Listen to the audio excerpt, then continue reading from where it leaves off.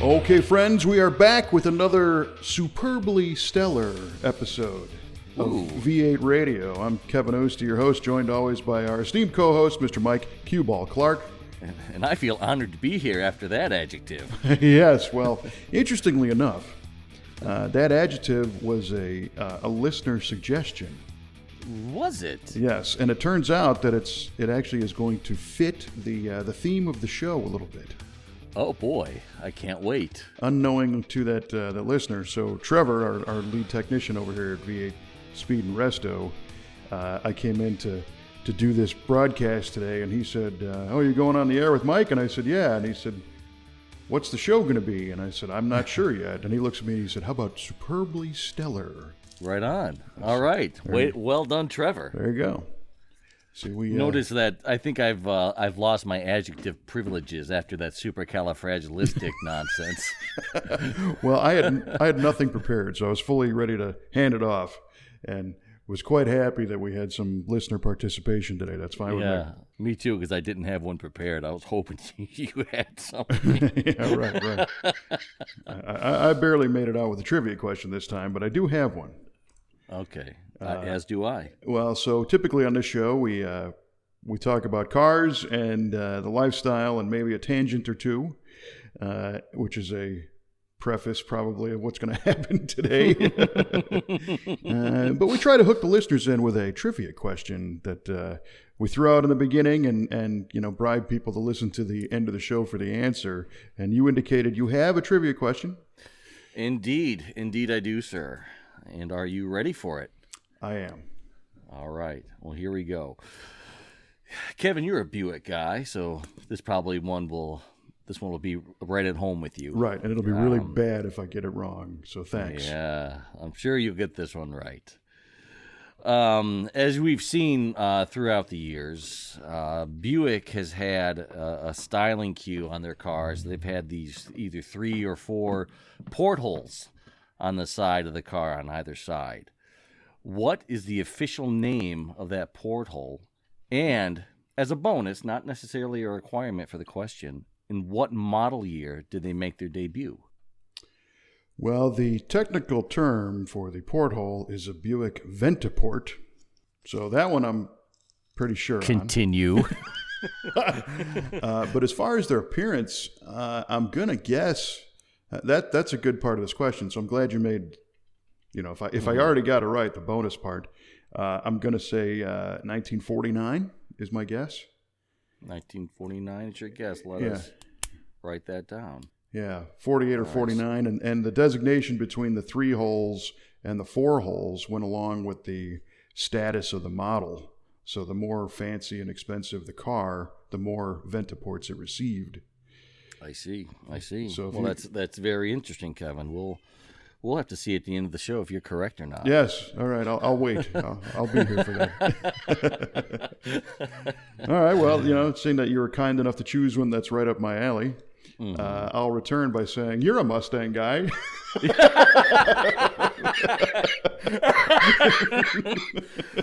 Oh boy. Okay. Indeed. But in your defense, you were also, how do I want to say it? You were around in the 90s. So I was around in the 90s. We're going to go to that decade and say in 1994, that was a year that a new Mustang design debuted. And prior to the 94 Mustang coming out, there was a concept version that ended up being a different car because there was something unique about it. There was a concept Mustang, and there was something different about this car, and it ended up not being the 94 Mustang. So what was unique about it, and what did it become? Oh boy! So it became another production car? Yep. It was produced. Okay. And it was for the 94 model year? Correct. Oh, brother. Yeah, I'm sure a Mustang guy, buddy. Let's see here. What was unique about it, and what did it become? To clarify, the name had already existed as a car, but the particular prototype that was supposed to be the 94 Mustang ended up being this other. Oh, heavens to Betsy.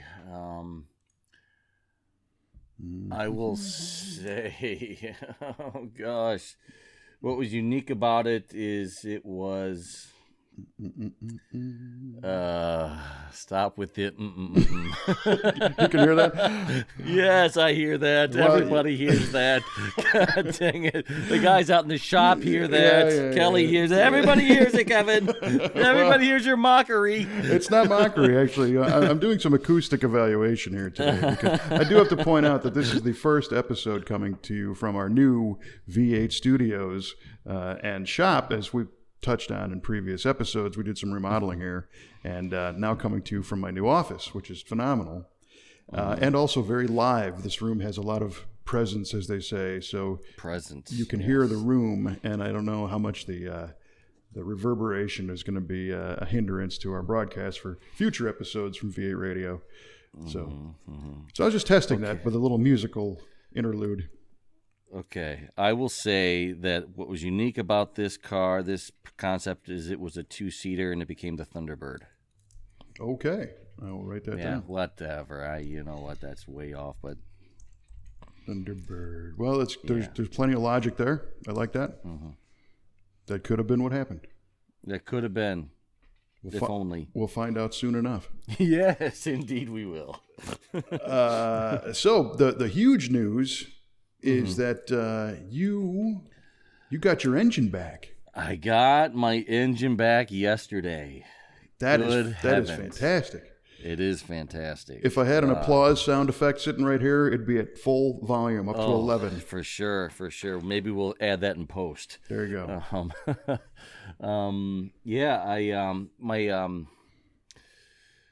My good buddy Randy and I went out there and picked it up, and he had everything was there. It was ready. All the parts that I bought were in boxes. Everything was documented and balanced, and the block just needs a final wash, and it's ready to assemble, which is great news. I was, just looking at all these parts for an hour yesterday, just reveling in their presence. In disbelief. Yeah, exactly, in disbelief. But the nice thing is that he documented everything that he bought, and everything that he was going to put into it has been documented, and the final compression ratio has been calculated based on the gasket type and the head volume and the piston design and all that good stuff. Is this the original 67 block to the car? No, it's a 68 block. 68 block. The original was long gone, and because the car was found in a field in Oklahoma, just completely stripped of everything. So, so I don't even know how much original sheet metal's on it, for Pete's sake. But yeah, it's a 68 block. It's a correct YS block. It's just a model year newer. So for a 68 GTO 400, that's what this would have been. Automatic car as well. Yeah, it's the proper block. Yeah, which I found interesting because you texted me over a couple of photographs, including your box of pistons, which are labeled as small block General Motors. Yeah, I know it's weird, but they're the right ones. They're the Racetech pistons, and they are for Pontiac. What does it say? 400, 428, 455. Yep, is what they're designed to fit. So yep, small block GM stuff right there. Yeah, exactly, exactamundo. And all the Pontiac guys right now their heads are exploding hearing that. Yes. So sorry, fellas, it wasn't my doing.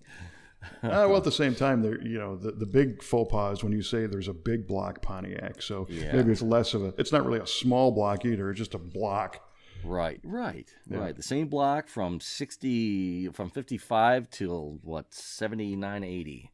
Yeah. So. And. So good parts. The connecting rods are nice. H-beam rods? Yeah. The Eagle steel H-beam rod, forged rods, and it's an Eagle forged crank as well with a 4 1/4 stroke. Right on. So what's our final displacement going to be with the bore? 461. It's a 4 155 bore and then 4 1/4 stroke. Nice. Yeah, not too bad. No, it looks great. The handful of pictures you sent over the block work, from a camera phone looks fantastic. Yeah, it's stellar. I mean, for the bagging I've been doing on this guy, just for the time factor alone, he does, outstanding top shelf work, and I will never complain about the quality of work he puts out. It's just the back burner is what I couldn't take anymore. Right. So, no, and I hope, and I like him as a person. He's a cool guy. He's a nice guy. Yeah. And he just, took too long. So right, and what it is. Hopefully, in our, ribbing over the past year and a half or whatever it was. Yeah. I don't think we ever, intentionally tried to say he did poor work or anything. It was just this time. Yeah, I never said anything that wasn't true. Right. Never, not once. So that's cool. So you got everything home, and now what? Mm-hmm. Well, it's at my buddy Randy's place. He has a climate controlled garage, so it won't sweat or get cold or anything like that. So, perfect. And everything is oiled up and bagged, which is nice. So the next step is I need to get bearings, rod bearings and main bearings and rings, and we can put the rotating assembly together. And I need to final wash the block and paint the block with some quality stuff. And yes, yes, I would do that. Yes, exactly. And I got to take my intake and my timing cover and the valley pan and all those other miscellaneous parts over to be blasted and be painted, and get gaskets, get bolts, and start screwing everything together. Right on. So those are the next steps, and then get motor mounts and an engine harness and about $10,000 worth of miscellaneous little knickknacks. Yeah, right. And I'll be ready to go. Are you running? You gonna run good hardware? You running ARP bolts in it and all that stuff? Yeah, for sure. Sweet. Yeah. Oh, and I still have to figure out a cam solution as well. I don't have that settled yet. So my initial thoughts on putting that thing back together, seeing that the machinist didn't do a tri-fit with bearings, because you're getting bearings, even though it's a new crank and new rods, technically an out-of-the-box bearing should, to a stock spec, I'm gathering. Right, yes. Yeah, that technically should be fine, but I would check everything there too. Oh yeah, for sure. Yeah, he was talking to me about that as well, and he says that he doesn't like to run 2 thou of clearance in a street block. He wants it at 1 thou, but stock bearings will maybe give you 2 thou, so he'll buy 2 sets of bearings for the rods, a regular set and an X set, which is a little tighter, and he'll maybe mix and match.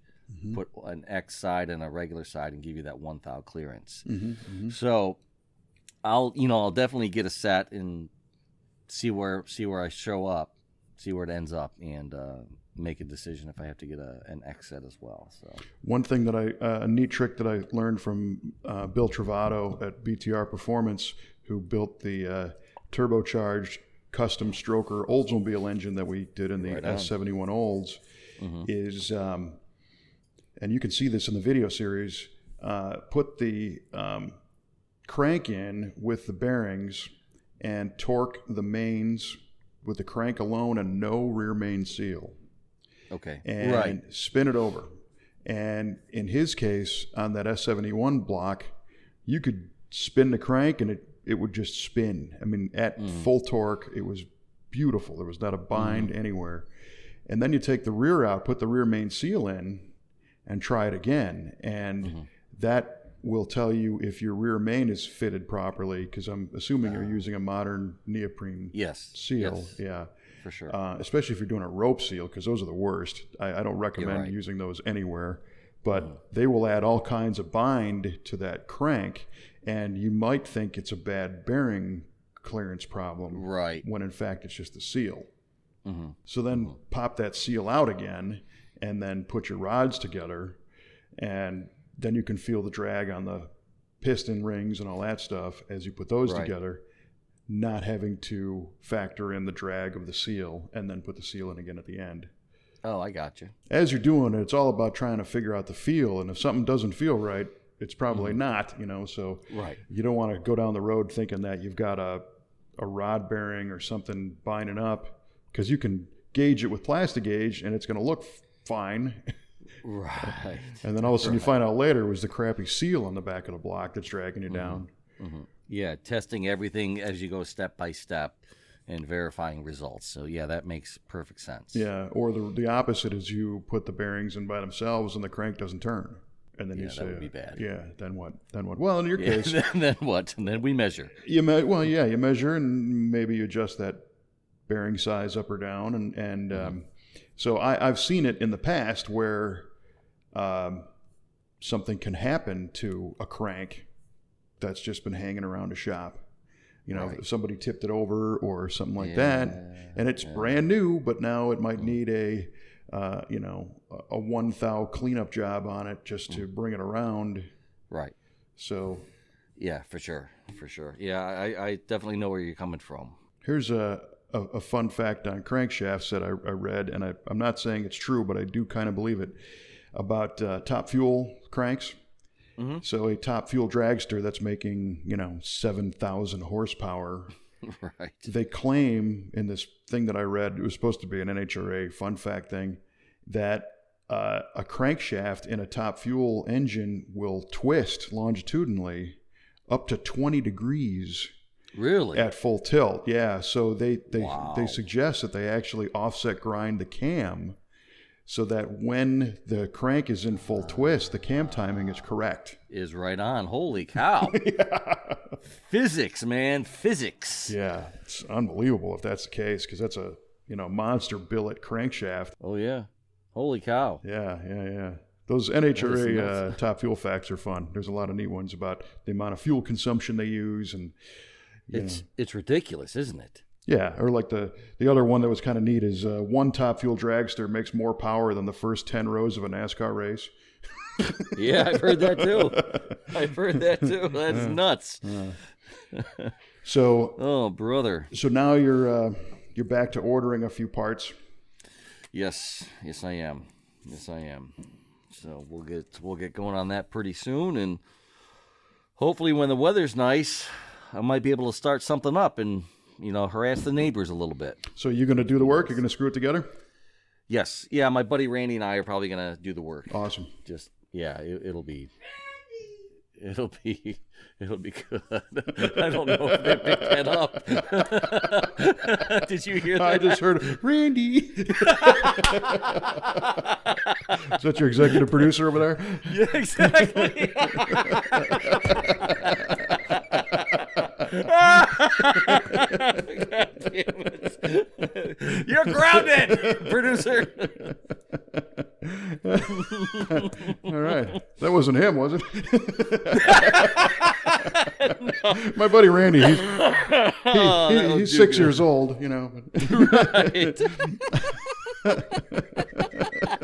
Let me mark this edit down. It's another way. You should probably leave it in, It's another one of those, Mom, I'm on the phone.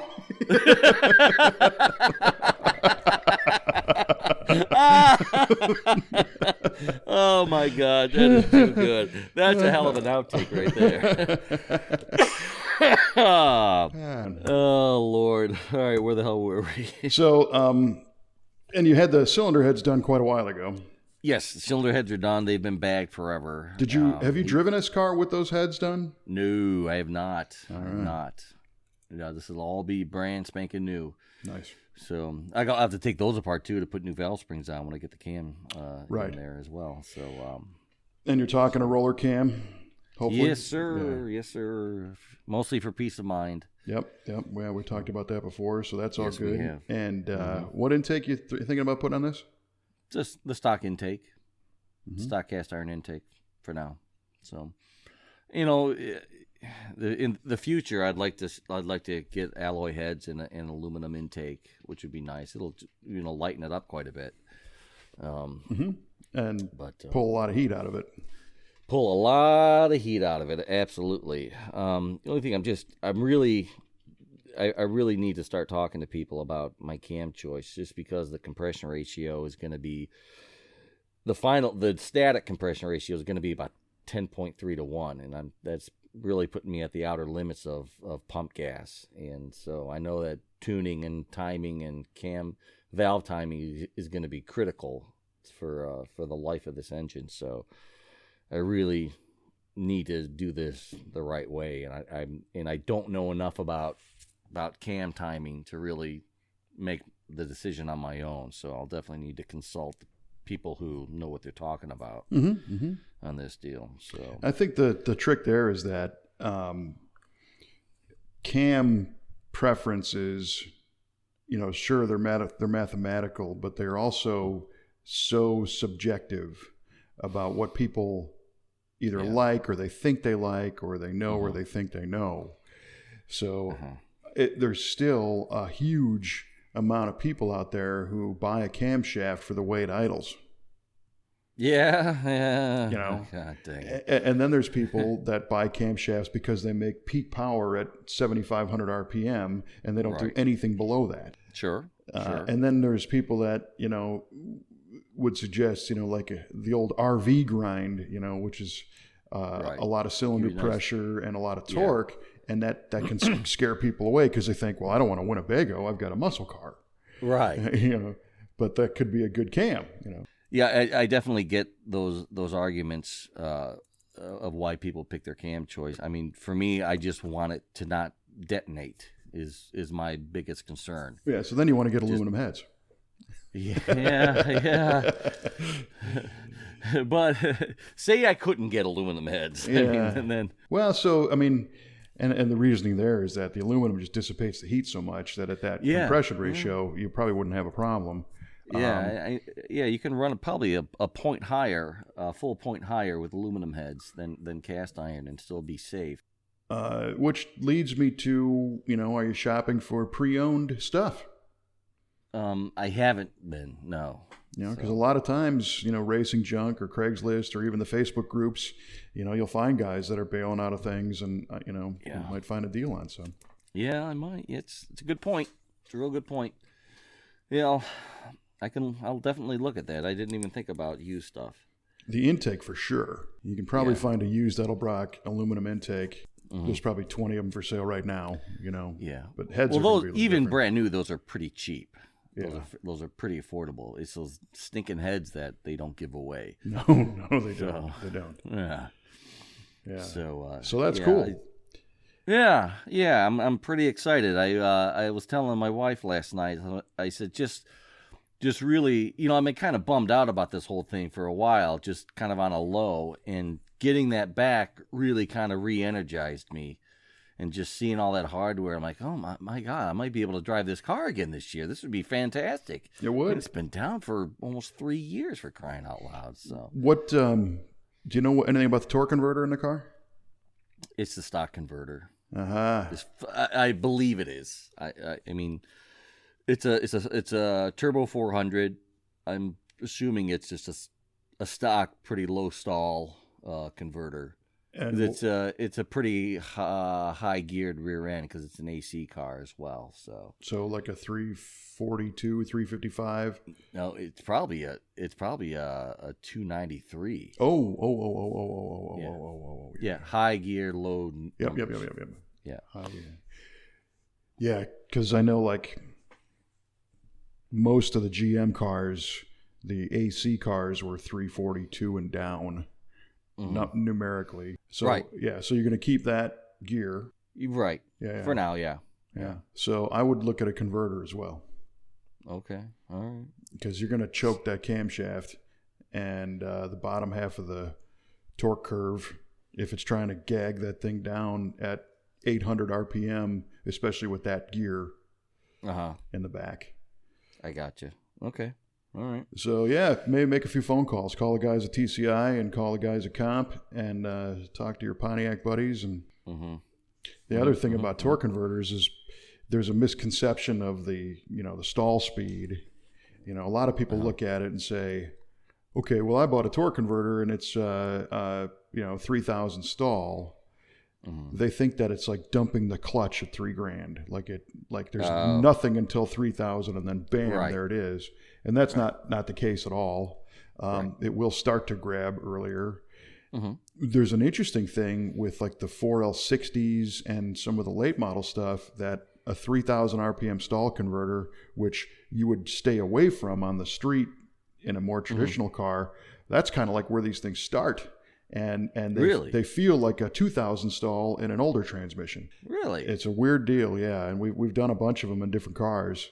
But in your case, if that got bumped up to an 1,800 or a 2,000 or maybe a 2,200, it'll make it feel like a totally different car and keep the engine in its happy range without sitting there and winding out to high RPM before it goes anywhere, which you don't want. Right. Yeah. Right. Yeah. I know that it's not going to be a high RPM car. Right. I mean, probably 5,500 is probably where I would stop. I mean, I wanted to make it strong enough to where if I beat on it, I don't have to worry about it. I mean, this is definitely overbuilt for what I really need. Yeah. Well, and the other cool thing is now you've got increased displacement too, so that's going to have an effect on everything. Sure. Absolutely. So I just want to never have to take it apart ever again. So that's my goal. And I will clarify that you will never want to have to take it apart. There might be a time when you want to take it apart and change something or whatnot. But yeah, I'm with you. You want to be able to just turn the key and just go. Enjoy that side of life for a while. Mm-hmm. Yeah. Yeah. I've had enough of taking it apart. So. Right. Well, that's awesome. So I'm sure you'll keep us posted. For sure. Sounds like we got some meat for a forum thread finally. We might, yeah. That just came to my mind just before you said that. I'm like, ooh, I got to update the forum. Yeah, right on. Good. So everybody else can see the cool pictures that you texted me. Mm-hmm, mm-hmm. For sure. The other thing that I thought was interesting about Trevor and his superbly stellar adjective, of course, stellar, referring to the stars. And we had another cool thing happen this past week, which was the SpaceX launch with the Tesla Roadster in space. Which, yes, Starman. How about that? I thought that was just insane. That was the coolest thing I've seen in a long, long time. Mm-hmm. It's like Buck Rogers coming to life, for Pete's sake. It really did look like the beginning of Buck Rogers when he's frozen. For 500 years, Buck Rogers crossed the universe. Yeah, that was super cool. And the other thing that I instantly thought of was the beginning of the heavy metal film with the 59 Corvette that comes down from space. Yes. Lands. The thing that kind of sucks is I don't think a lot of people understand really what happened. Okay. I don't know if you've seen any feedback from anything on social media or heard any reports about what all went down that we all got to see. So the very short version is that Elon Musk and the SpaceX company, it's a company he started in 2002. He's been doing this for a while. And Elon Musk, people were saying, oh, some rich guy launched his car into space because he owns Tesla and it's a big publicity stunt and it's all a bunch of wasted time and all this crap, right? Right. And the reality is Musk made all of his money initially as co-founding PayPal. Mm-hmm. So he's got the resources. Yeah, he's definitely a rich guy. But the mission was to kind of pick up commercial space travel and space utility where NASA kind of left off. And when we kind of look back in history, not to go on a giant tangent, but NASA and the Soviets in the 50s started space travel, and the whole thing was that, in my view, is people in general, the human race isn't that far off from being an animal, and I'll preface that by saying we have this us and them competitive mentality as part of our chemical makeup. Mm-hmm. Right? They say birds of a feather flock together. Well, we're comfortable around things we recognize, and the farthest extreme of, unfriendly competition is war. So, but friendly competition is a different thing. And after World War II, we worked with the Russians to defeat the Germans in World War II, and that ended in 1945. So in the late 40s, it was rebuild everything, but in the 50s, we had all this new technology that was developed in World War II, and we had talented people that were trained in the military and the war efforts, and so you had companies like General Motors and General Dynamics and Boeing and all these companies in the 50s that now have capabilities, and they're run with military precision, that the technology became, let's launch rockets. And really the Germans were launching rockets in World War II for bad reasons, to bomb people. But the Americans created a space program out of the Air Force. So it was initially kind of a government thing, which evolved into NASA, which is basically a civilian operation. Right. Because it's too bad, but your high school recruiter that comes to recruit people for the armed forces doesn't say, do you want to go the Army, Navy, Air Force, Marines, or NASA, Oh, yeah, right? That'd be great. Because you'd have been there. Yeah, I probably would have, for sure. The Soviets, on the other hand, it was a full-on government, military-run space program. And where I'm going with all this is that it created kind of a friendly competition between the countries to increase technology and to have bragging rights and to develop new stuff. Mm-hmm. The Cold War was kind of part of the deal, unfortunately, where we still didn't really trust each other. And, we were trained to think that nuclear war was just, 5 minutes away at any time. Oh, yeah. But the culmination became the goal that Kennedy set out to go to the moon by the end of the decade of the 60s. Mm-hmm.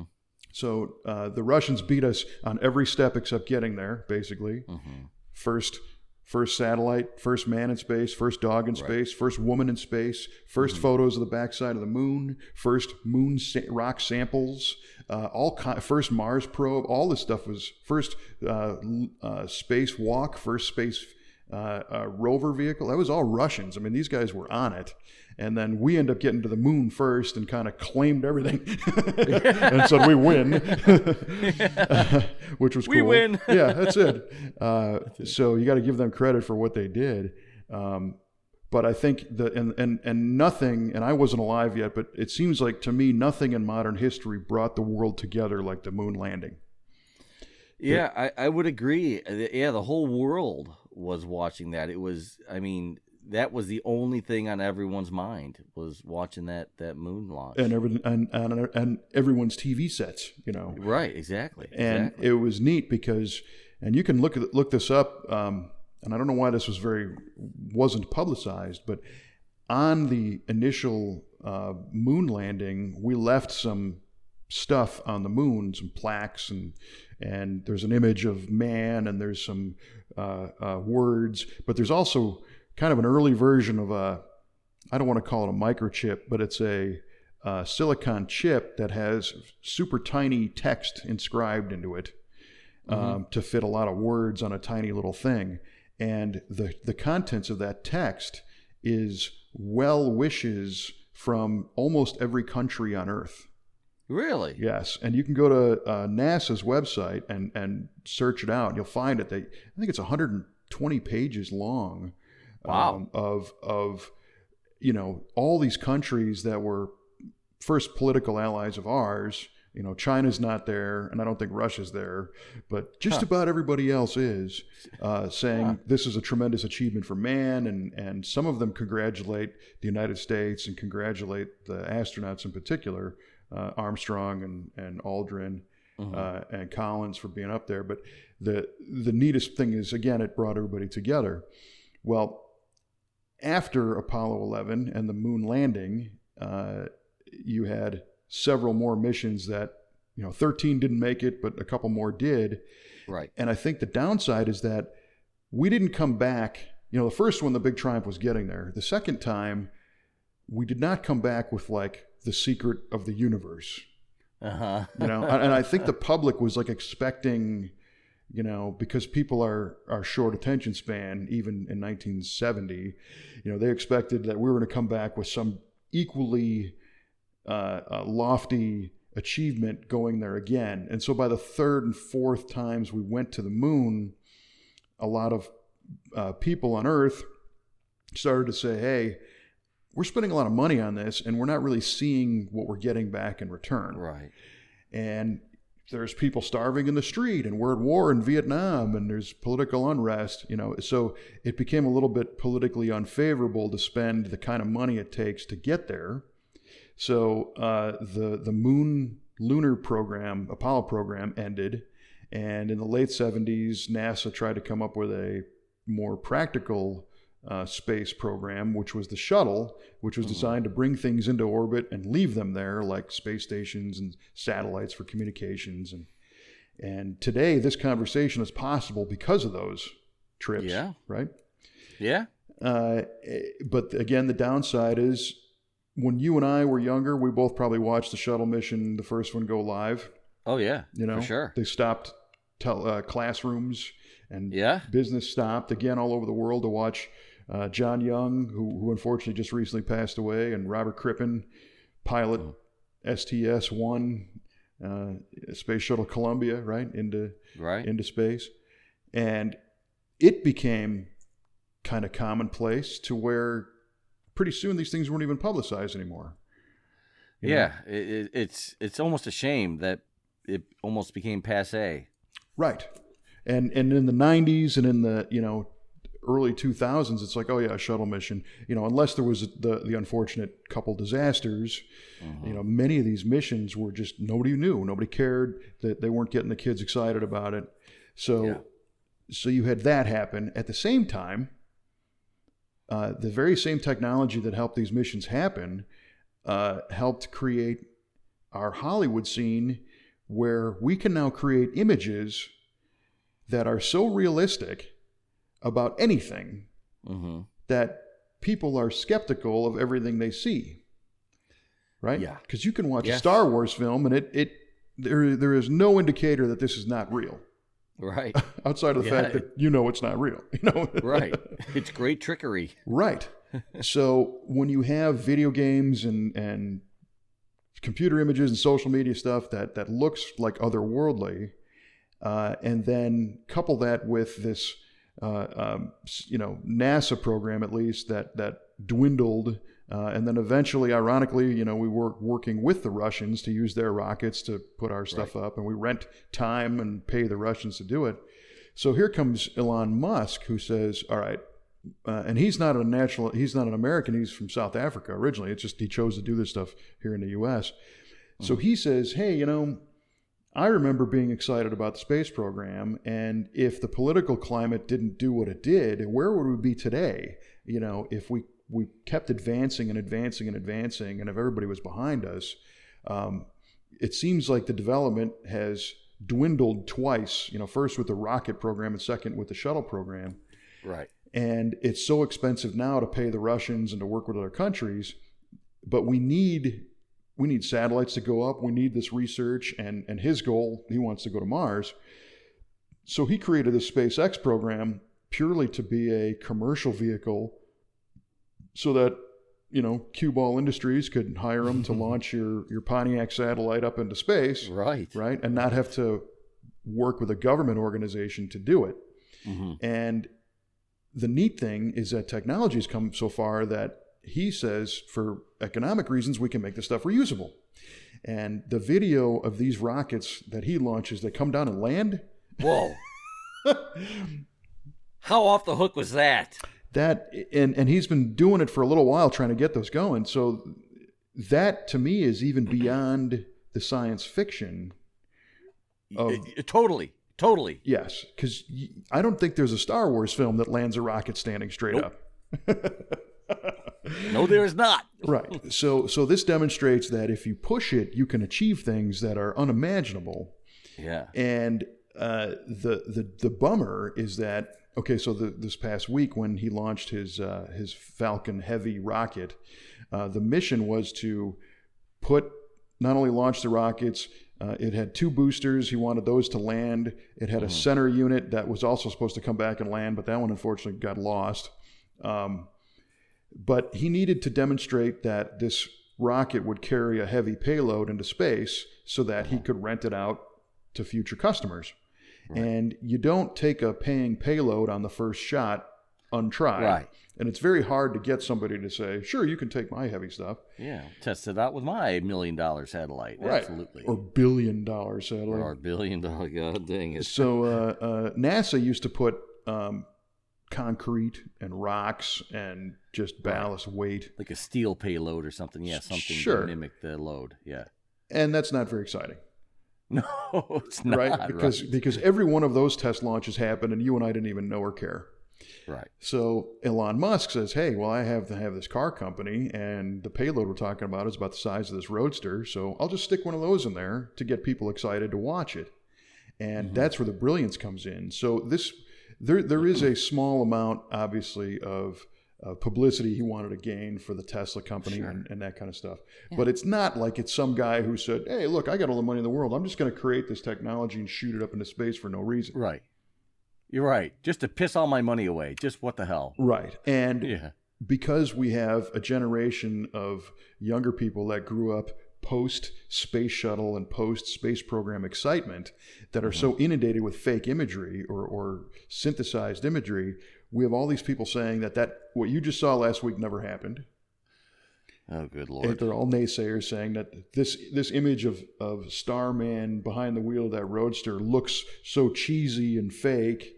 Well, the reason why it does is because it's like a GoPro camera on in space, you know. Yeah, right. It's not Lucasfilm with 1 million spaceships flying around and. Right, exactly. There's not a lot of production value there. Right, because it actually happened, and not only that, so you've got the naysayers and saying it's fake, and then you've got the other side saying it's a waste of time, and they don't realize that the only way that they could share their opinion about it being a waste of time is because previous missions happened to create that technology that they're using.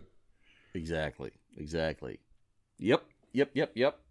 But nobody acknowledges that.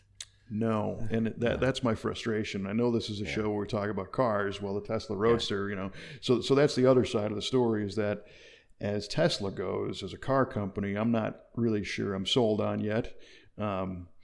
You know, Musk had the ability to get he's got true believers, you know.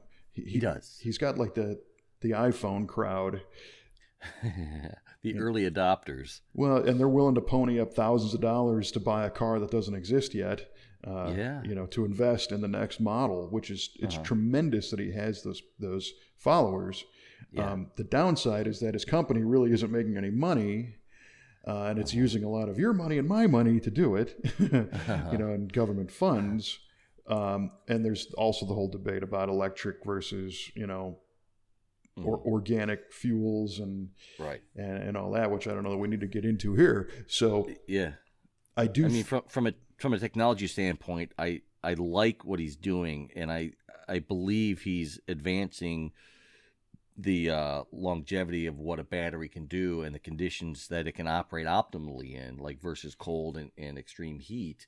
And from a guy who likes to see the advance of technology, I really dig it. I think it's fantastic that he's really grasping onto that and really advancing battery technology versus continuing to burn fossil fuels and using natural resources to do that. So, I mean, I'm not a tree hugger, but I do like to see as little pollution in the air as possible because we all got to breathe and we all got to be there. So. Mm-hmm.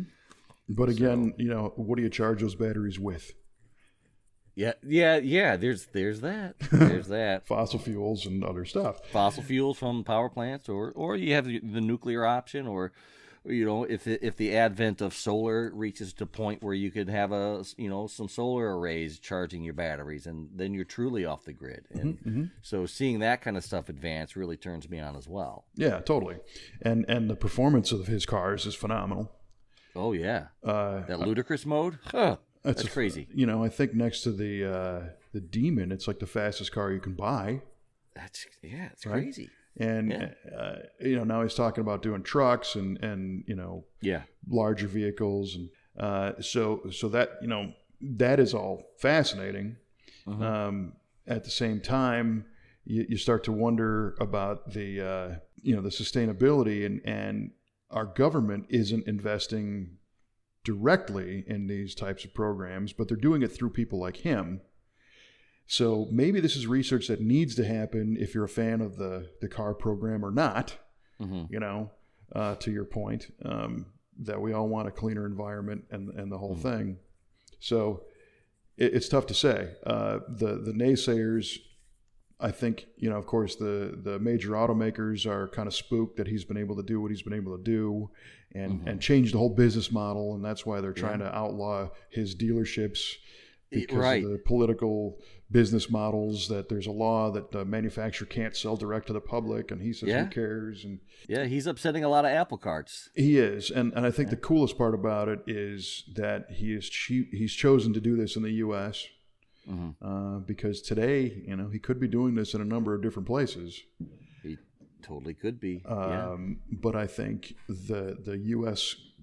Business and government finance backing climate is far stronger. I don't think the government of Mexico would have invested tax dollars into his program the way we did. So, he's definitely a sharp guy. He is a sharp guy.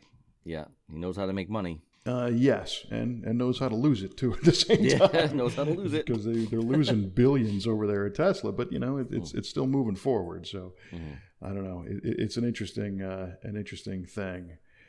We have a potential car customer that has talked to us about doing a CUDA that's Tesla powered. Really? Yes.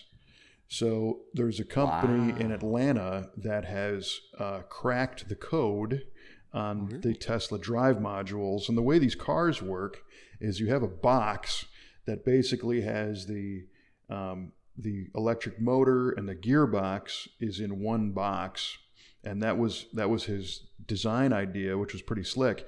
So if you envision the Tesla car platform, it's almost like how a slot car used to be.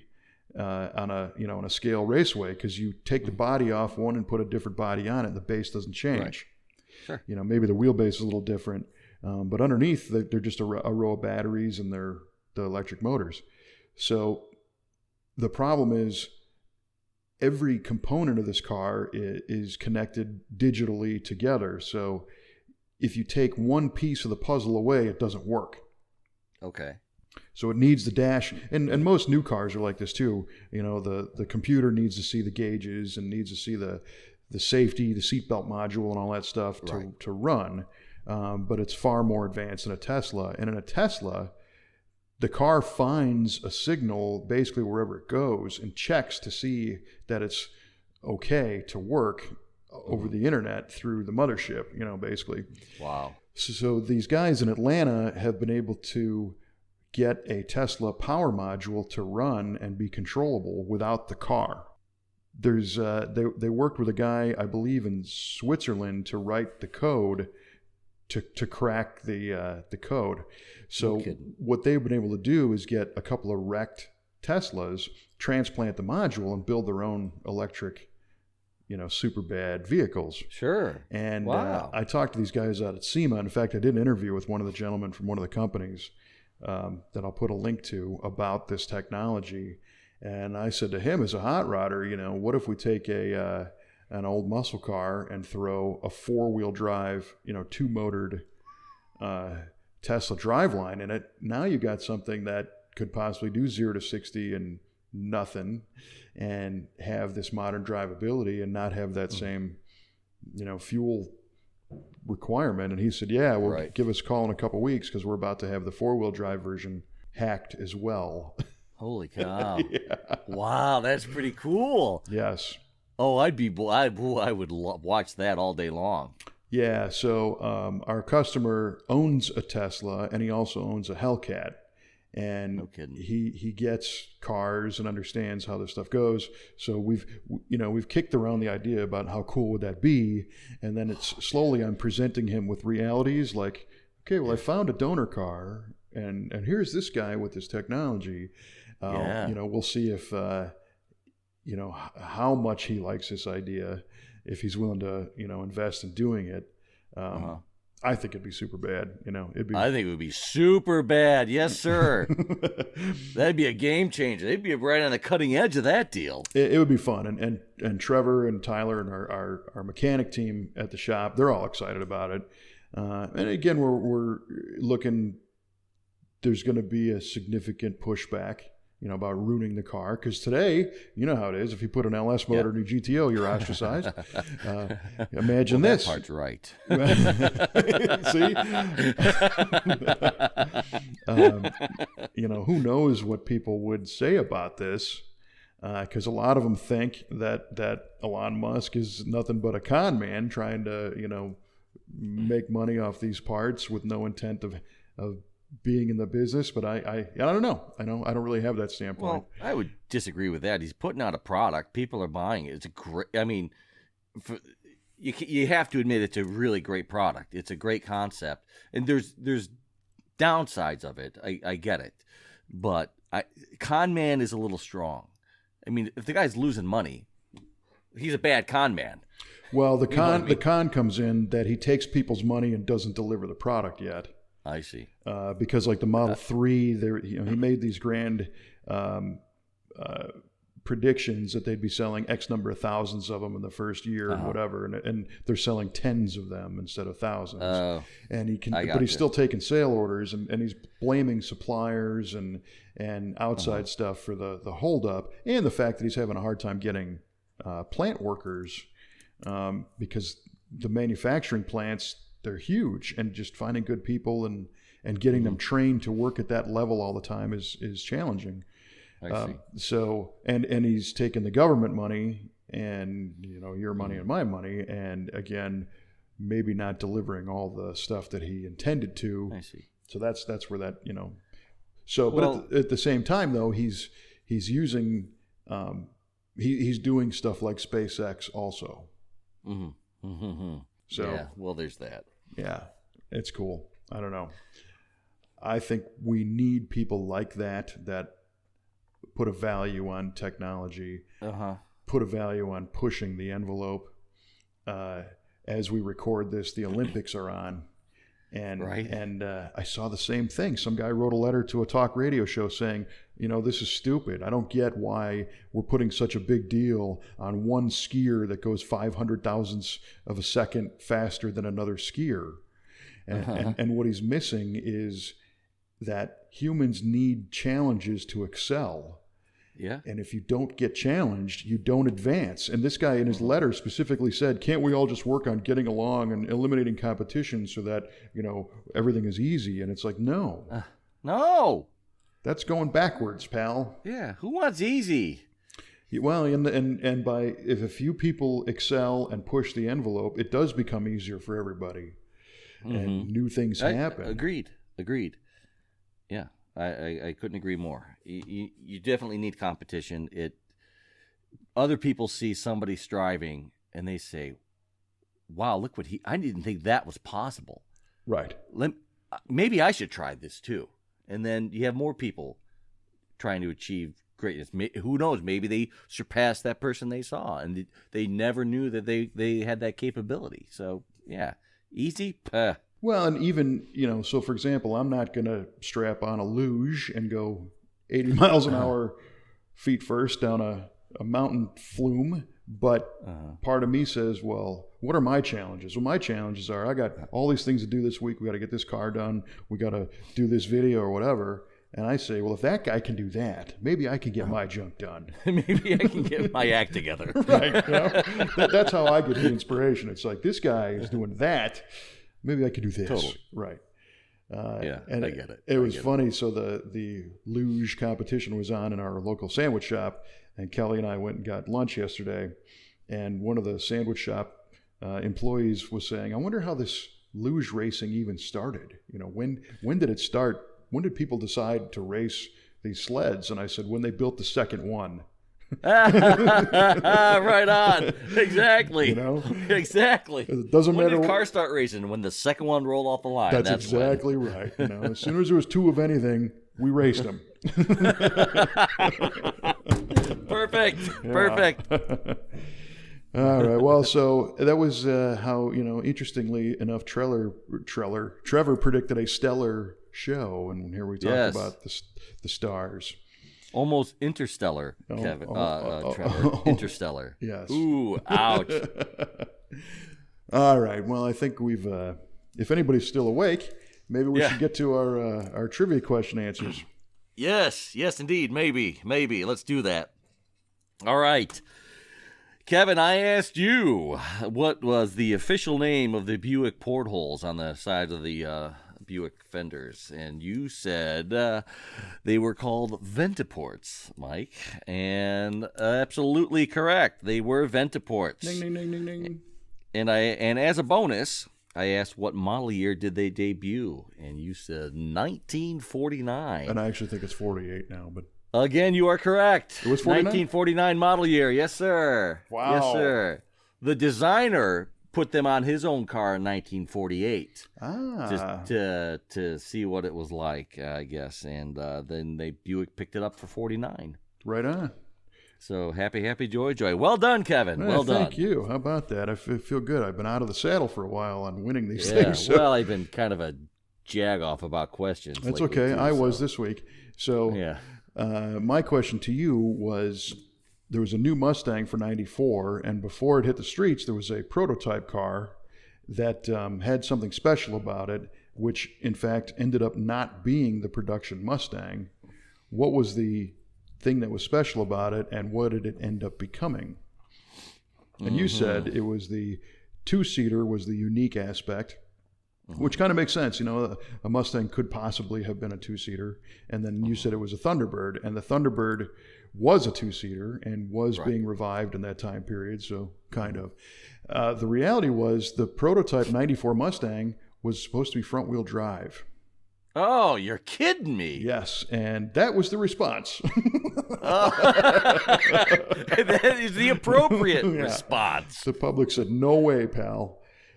So the prototype 94 Mustang front drive car became the 94 Ford Probe. Ford Probe. God dang it. Yeah. And you know what?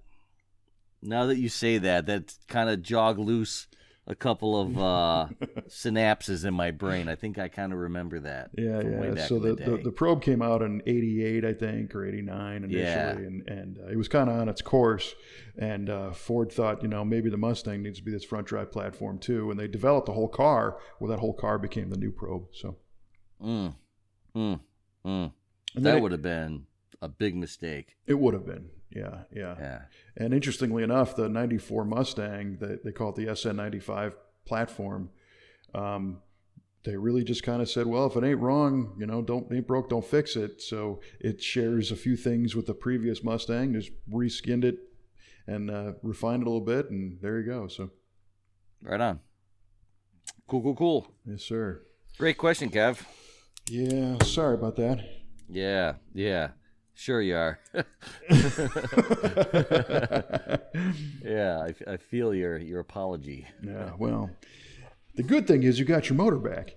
Yeah, that is the good news. That makes this staggering loss not sting so much. There you go. Overselling that a bit. Well, since we're talking about the Olympics, the agony of defeat. Yeah, right.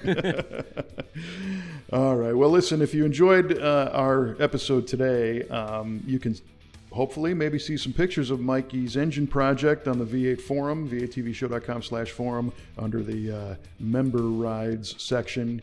And you can also subscribe to the show through iTunes, Stitcher Radio. You can listen on the TuneIn Radio app or Google Play. And, of course, you can always go to v8radio.com. So, as always, it was a fun one. Indeed. Thanks for the time, and keep it under 100. Right on.